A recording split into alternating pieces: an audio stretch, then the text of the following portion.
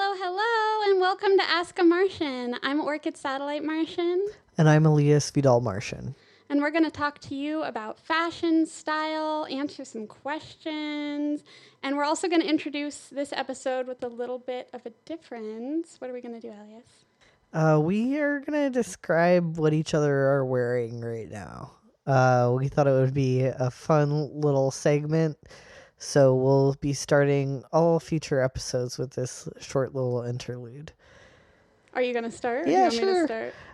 So right now, Orchid is wearing a fluffy, fuzzy pink sweater dress. It's long sleeve and mini dress, and a fluffy velvet purple belt with a golden belt buckle, shrimps earrings, and a fluffy pink cheetah print hat, and some very kawaii little strawberry socks that I remember getting those at Bodyline in Takashita Street. Yeah, I think you have some velvet boots as well to go along with this ensemble. Oh, yeah. And Elias is wearing some pastel American Apparel socks. I guess I'm going from bottom to top. And some like baby blue and pink rip and dip sweatpants that are pretty rad. They're his new favorite. He wears them all the time. And then a t-shirt from, I don't know what year this shirt's from. Do you know? It's the Dark Room. It used to be like a club in San Francisco, but it's significant. I think it's like from like 10 years ago or something. Oh, really? It's really amazing. It has a graphic of 2 unicorns on it and a skull and an upside down pink triangle. It's pretty awesome. Yeah. Yeah, and then has matching blue hoodie. So we realized coming in today that we are basically the trans flag because we're baby blue and pink and white. Yeah, Yeah. kind of Barbie Ken sort of scenario. Yeah, very cute in the 80s. It's perfect. Well, should I get started on the first Yeah. question? Okay, so we got a question from a listener who's asking us, where do we source unique shoes and vintage shoes?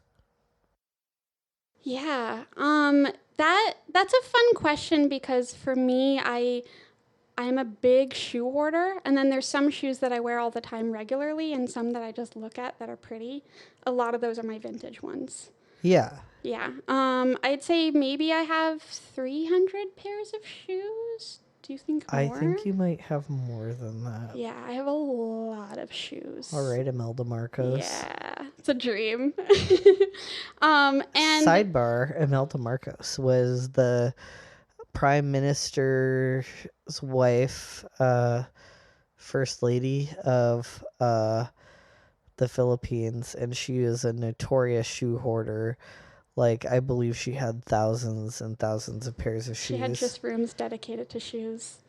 I really admire people like that. Like Elton John and his sunglasses room. I want a sunglasses room. That sounds amazing. Yeah, I don't have a shoe room yet, but someday in the future, hopefully it'll happen. Wall. I do have a shoe wall. It's pretty well organized. I'm very happy about it. I put them all in bins from the Container Store for numerous reasons, because they're clear and I can see them, keeps them organized. But also, if we're talking about vintage shoes, one of the biggest problems is them dry rotting or breaking on you. You can get them brand new, dead stock, never worn, but they're from the past. And you can wear them once and they immediately disintegrate. It's the saddest thing. It happens to a lot of shoes I've had in the past, where just because they've been sitting there for so long and the way that the air gets to them, you don't realize it until you put your foot in it, but it'll just disintegrate from under you. Yeah, it's so easy for them to be dry rotted, or for even like old leather or pleather to be, ripped and cracking, and something can look amazing online, and even the seller, I'm sure, would have no idea if they didn't try it on. Someone can list up this beautiful looking pair of vintage shoes on the internet, and then you get it, you open that box, you put them on your feet, And that first day out, you go from having shoes on your feet to having no shoes at all. This has happened to a lot of people that I know who buy vintage shoes It online. literally happened to me this week. I was wearing an elf outfit and I had these amazing like green satin heels with a rhinestone tip, and I was so excited to wear them. I basically planned the whole outfit after them and immediately walked out the door and the entire heel just broke off. So it happens a lot with used shoes. One of my tricks is I look like a freak sometimes, but when I'm shopping for used clothes, I'll just like wiggle the bottom of the heel to make sure that it doesn't like come off, and just make sure, like, some people will glue it before they donate it or resale it and you don't realize it, and it's just like a tiny bit of shoe glue. So you want to check for those things before you wear them out and you buy them. Yeah. Also, flex the sole of the shoe if you can. To mimic you actually walking in it. Obviously, that's not possible for things like platforms or whatever, but it's always a good idea to flex the bottom of the shoe if possible to kind of, see if it can contain your foot. Some vintage shoes, too, might seem like, oh, this is just not going to happen. One example of this would be vintage plastic shoes. A lot of people don't realize it, but they're really super tight, and that plastic just totally constricts over time. One way to get your foot into a clear plastic shoe from the past is by taking a hair dryer and just going over the shoe a few times with the hair dryer. You can use the high or medium heat setting and really just like warm up that plastic before sliding your foot in. And actually, when you slide your foot in, it will mold to your feet. So it'll be totally comfortable for wearing what might otherwise seem to be like an uncomfortable pair of It's clear really plastic magical heels. and transformative. We were just on set recently for this film, and one of the main cast members was wearing. We put her in these amazing plastic and lucite heels from the late 50s. And they had rhinestones on them. They were so cute. And she was so nervous. She's like, my foot's not going to fit into this. It looks uncomfortable. And then as soon as we literally blow dried it on her, and she'd never experienced that before, she was like all giggly about it because we had like hot heat on her toes. And they looked so beautiful. Like, she didn't want to take them off. They were so nice. So it's one of those things, like, it's definitely worth trying. It's a really cool thing. And it feels like the shoe was made for you. Yeah. So that's one way to kind of take it. But, we really do look for shoes in a vast variety of places.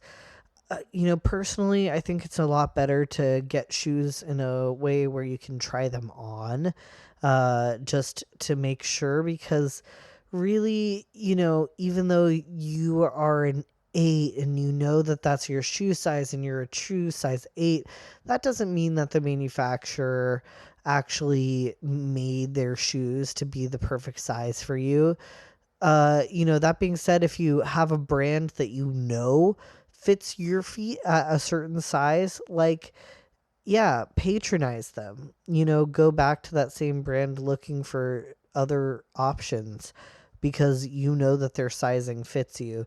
But in general, I prefer going to shoe shop in an environment where you can try it on. Yeah, and sizing shoes can be so hard. One person that we know personally that does an amazing job finding like amazing shoes and sizing them correctly is our friend Danny. She owns a vintage shop called Nanometer, and she specializes in a lot of footwear, vintage footwear.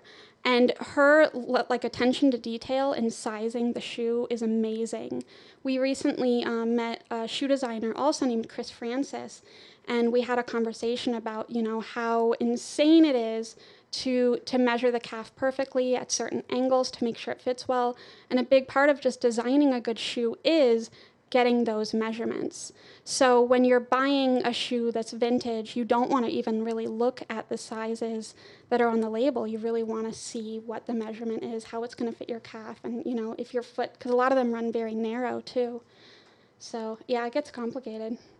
Yeah, definitely. If you have a wide foot, vintage footwear is not your jam, probably. No. There's a lot of narrow shoes that were manufactured in the past, and it can be tricky for a lot of people that, have a wider foot. But that Uh, being said, if you love a vintage style and you have a larger shoe size, there are so many good brands that make vintage inspired shoes. There's a brand called Remix that does amazing shoes, mostly from like the 20s to the 60s, and just classic shoe styles that they redo and that are modern to all shoe sizes. So it's great too. They make them up to like a men's 14, which is pretty amazing. yeah. Yeah. And, in terms of finding unique shoe brands, I really like looking in magazines from all over the world. So, not just looking at stuff from the US, but, one of the shoe brands that I know you're a fan of, Orchid, is Mista, Yeah. Mista. They're amazing. And just because of the fit and the style is really cool. I mean, it's really important to keep in mind, different sorts of manufacturing processes, or, different types of products that go into your shoe. Maybe you don't want to be buying things new. Maybe you want to buy stuff secondhand, and, really give that shoe a second chance at life, and make sure that we are not wasting all of these products that are just gonna go into a landfill. Yeah, definitely. I think that's a good way to end it. Are you ready for the second question? Sure. Yay! Do you want me to ask it? Yeah. Yeah. Okay. So our second question we got was, it's the 20s. So do you think 20s fashion will make a comeback? Okay, so 20s fashion, I feel like there's not that many people out there that are like rocking it on the daily. The same way that you see kind of like pinup girls dressing in a, 40s, 50s style, or, a lot of people wear like 60s, 70s retro, or, 80s and 90s is the biggest thing right now. I feel like in general, you kind of see this like 30-year gap, or like 20 to 30-year gap in terms of like what's cool again. Yeah, definitely. So like in the 80s they were playing with a lot of 50s silhouettes, right? And you kind of see that same thing happen where things get brought back from a previous decade. Like right now, a lot of 90s fashion is like the coolest thing to be wearing. You see a lot of oversized t-shirts, grunge style, hip hop style, things that were really popular back in the 90s coming back again. Um, but the 20s. Yeah, it's really interesting to think about. I think that decade for me, I have a little bit less of an attachment to than maybe other decades in terms of style. But it doesn't mean that there's not amazing moments in that decade that have played an important role in fashion. And there are certain design elements that I'm definitely seeing in current collections and what designers are doing in terms of like young people and subculture. I don't know. It's interesting. Yeah, I think we've all seen those like flapper or Great Gatsby themed parties that people dress up for, and there's like 5 million of the same freaking flapper dress on eBay. Yep. So if you want that from China, you can make that happen like really quickly. But I'd be interested to hear from you, Orchid, since you're in an environment where designers are coming in looking not just for garments to purchase as inspiration for design collections, but also looking at fabric. Do you see designers picking up and gravitating towards maybe 20s prints?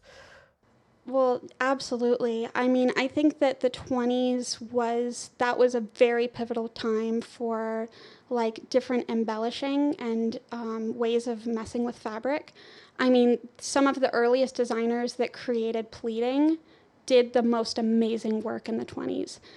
There were 3 designers that were like really outstanding, Fortuny, Galenga, and Babani. And they all had different like integral designs that we still see today on the runway. There was a lot of really cool like printing and pleating and dyeing of fabrics. A lot of the earliest like tie dyeing and seeing these like rich colors and like dyeing velvets in different hues. That was all done in the 20s. You know, when I've been working at vintage shops since I was like 14, and one of the most common costumes is a flapper girl. And, you know, going to 20s parties, especially around New Year's, everybody wants that. But what a lot of people don't know is that fringe actually wasn't that common in the 20s. Right. Like the flapper aesthetic, like that's one thing that sticks out, but it's kind of like the equivalent of being a go-go dancer in the 60s. Exactly. Not that many people were go-go dancers in the 60s. Exactly. Not that many people were flapper girls and in the 20s. And it was a very, very specific part of the 20s. You know, it was Prohibition era, and it was some of the women that would party. It was a very certain class. It was more the elite. And these were women that could afford the really fine fringe dresses. Making fringe back then was really expensive and difficult. But there was also some amazing beadwork that people would wear that I feel like that's what people should be wearing now to, you know, New Year's parties and to all of the 2020 events. The beadwork was extraordinary. Some of the innovations in mesh and how they would lay beads on, incredible. And that's why a lot of these dresses still survive after 100 years. You can still get a lot of beautiful 20s gowns at lots of vintage shops all over the world. It's pretty amazing. So what would like an average person in the 20s be wearing? You know, like maybe you're like middle class or something. I guess it depends on obviously what part of the 20s and where you're from. A lot of it was, there was a big changeover in the middle of the 20s where women started to wear things that were a little bit tighter fitting and a little bit like shorter. There was just a lot of fabric. It was very modest. There was a lot of coverage in the early 20s. Yeah, one thing I remember is like, you know, empire waists or drop waists. And, you know, where like a garment would not necessarily have a specific, you know, waist, but would rather have a band going around, you know, somewhere maybe even below the hips. And then having a skirt coming off of that. So it was, you know, not as much of a focus on, you know, accenting a woman's, you know, bust and her hips, the same way that you would have seen around the turn of the century, especially in the late 1800s. There was a whole lot of corsetry going on during that time period. And then after World War One, you really see a move away from that sort of tight silhouette towards a more open, flowing, boxier silhouette that I think you see a lot in women's fashion in the 20s. Yeah, I mean, it's important to note that kind of like the 60s, the 20s was a really freeing time for women. With the politics happening, especially in the United States and Europe. And it did allow for the clothing to represent that. A lot of people that know of fashion history know of Coco Chanel's role in kind of freeing the woman of this typical form that was really constricted, and being able to wear looser garments, to be able to wear menswear. And with some of the innovations and the jobs that were coming out for women, this changed a lot of their outfits too. So it's pretty incredible to see, and to see some of the looks of these women that are wearing looser garments, less like constricting undergarments underneath, is really amazing. Yeah, I mean, some undergarments would literally just be a camisole. Right. And let me tell you, a camisole is a hell of a lot easier to get in and Yeah. to wear versus an 1890s corset, which could literally have, you know, 30 holes in it that need to be laced up. Yeah. And frequently you need help getting into. Right. Yeah, So pretty insane. wild. It's crazy.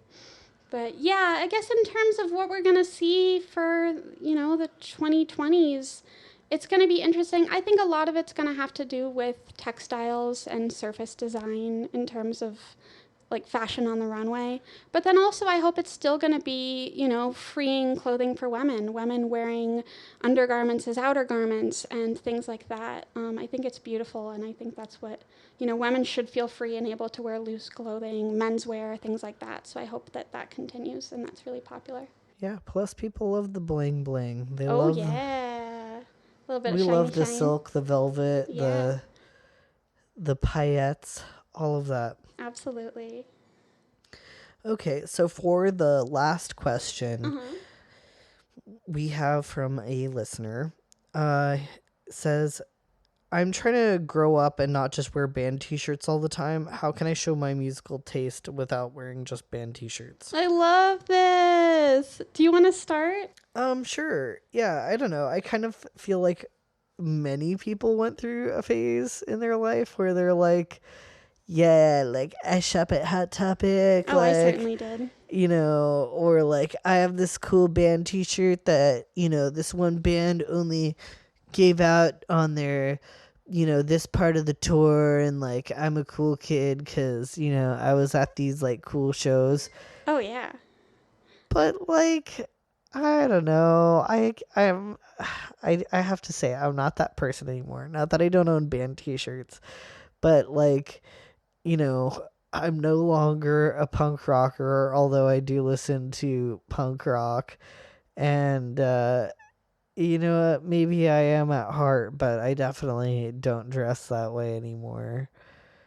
I think the band t-shirt is such an important part of like how we interact, and it sounds silly, but I mean that's kind of what got me into fashion at the beginning was music and music's role in fashion.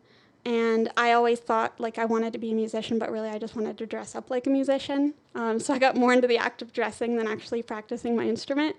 But I always wear band t-shirts to try to be cool and to try to express like what my interests are. And I think it's still important today for everybody. But there's ways to do it without just wearing a band t-shirt. Yeah, one thing I would say is like look at the people in the bands you're listening to and maybe take some style cues from them. Obviously, not every musician is a sharp dresser. There's a lot of style fails and a lot of people that maybe should pay a stylist Like me. that are in the we're available for hire. Oh, yeah. It in the musical community, but I would say overall, go ahead and take a look at the people that are in the bands that you are listening to and see how they dress.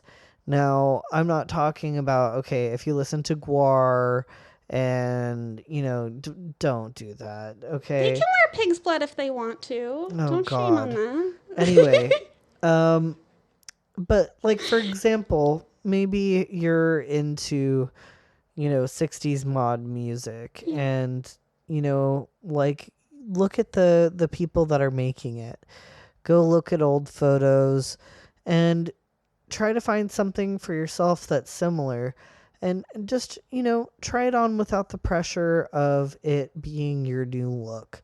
Maybe start swapping out the t-shirts for something more like a tunic or some type of overshirt, or at least pairing your t-shirts with some type of overshirt, over button-up shirt that has a little bit more style and flair and fun. I know that I'm a really big fan of patterns, and a lot of people in the rock and roll community love wearing patterns. Uh, like zebra or some type of animal print, or even cooler, doing an artist designed print. Supporting local artists, local community designers, I think that's always a wonderful thing to do. And so you can always branch out from your graphic tee and try something that is, maybe an artistic tee instead of a band t-shirt. Yeah, and if you still want people to know what kind of music you like, if you dress to a similar style of the music, people are going to they're going to respond to that and they're going to ask you questions, especially if you listen to certain genres. There's so many different signifiers in how you dress that can tell people, like, oh, I really like this music genre. Depending on the genre, of course, certain genres might be hard to dress like. But there's other things you can wear too, not just t-shirts. You can wear buttons, you can wear patches, you can embellish your pants. There's so many cool ways to showcase bands on garments. It's something I used to do a lot when I was younger. Yeah, I mean, not everyone who's listening to Lil' Kim is going to be able to go pull off a, one arm pastel purple flower nipple situation. That was a good look, though. Everyone should try to pull that off. Yeah, I mean, if you don't know that look, you need to Google Lil' Kim's purple honestly, look. all of Lil' Kim's looks. Oh yeah, they were great. Literally, there's so many of them. Yeah. It's really hard to even say. And that being said, too, if you have a T-shirt with Lil' Kim on it, like that, you should wear that T-shirt. I mean, you should wear those band T-shirts, and band T-shirts can be incredible. But there's ways to maybe look at the ones that you have and see, okay, look, this one was printed in 2005 from Hot Topic. Maybe we don't need that. But the other one you have over there, now that's an original concert t-shirt. So maybe you hang on to that one, or maybe you sell it on eBay and make a pretty penny on it. Definitely. Yeah, and there's different ways to wear t-shirts too and tuck them in so they look cool with maybe more of a high-waisted trouser. You can also wear oversized t-shirts as dresses. I used to do that a lot with fishnets, and it was really cool. There's ways to make t-shirts not just look like a boring band t-shirt, and also you can embellish them or give them more wear to look more interesting. Please don't destroy your early vintage dead stock band t-shirts, though. I see it so much, it makes me so sad. Are you talking about where people will just be like, this is a crop top now? Yeah. Or cut out the off the top of it and just be like, yep, this is a V-neck crop top. And you're like, actually, that shirt would have been worth a lot of money and also is super rare if you hadn't just taken your pair of craft scissors to it and given it a new hemline. And that could be a whole nother episode, is authenticating vintage t-shirts. It's something actually I did for years, and I did trainings on in terms of knowing the screen print and the way that the t-shirt is woven and the tags from the manufacturers. I can nerd out a lot about t-shirts' origins and what band t-shirts are the most valuable. I have a pretty amazing collection myself of a lot of punk and rock and roll t-shirts, and it's really hard to give them up. But yeah, I don't wear t-shirts much anymore. So I wonder if you could give our listeners maybe 3 pointers to identify what is a reprint shirt versus an actually old band t-shirt. The tag is pretty vital. The tag that's on the inside of the garment. It'll tell you a lot based on the wear of it, the graphic design or the print on the tag itself and the material. And then... So if it says Gildan, it depends, though. It depends on... Yeah, it's hard. Because they'll take... Oh, see, we could go on and on. It's so hard. There's so much to vintage t-shirts. Another thing is just the screen print quality.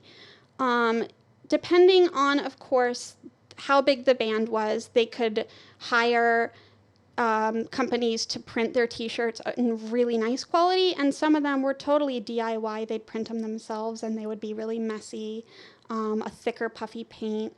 I love the ones that date themselves. However, the modern ones, they can still put a date of 1985 on the screen print, and you think they're from 1985, but they're not.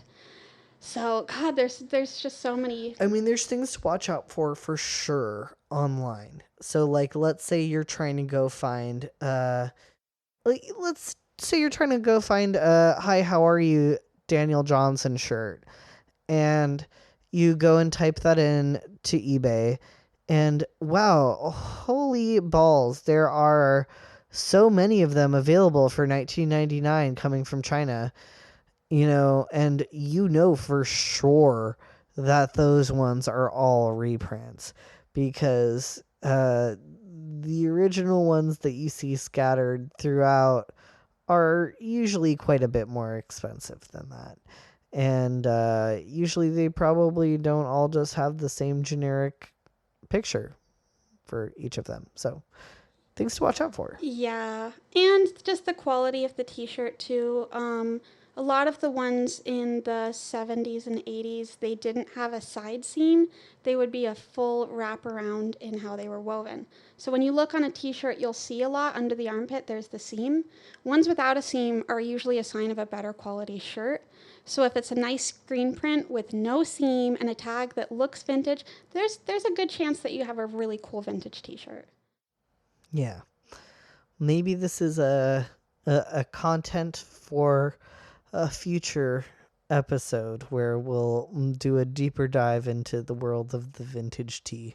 Oh, yeah. And there are so many good ones. The graphics, oh my gosh. Punk t-shirt graphics are some of my favorite. I have books and books of them. It's ridiculous. Yeah.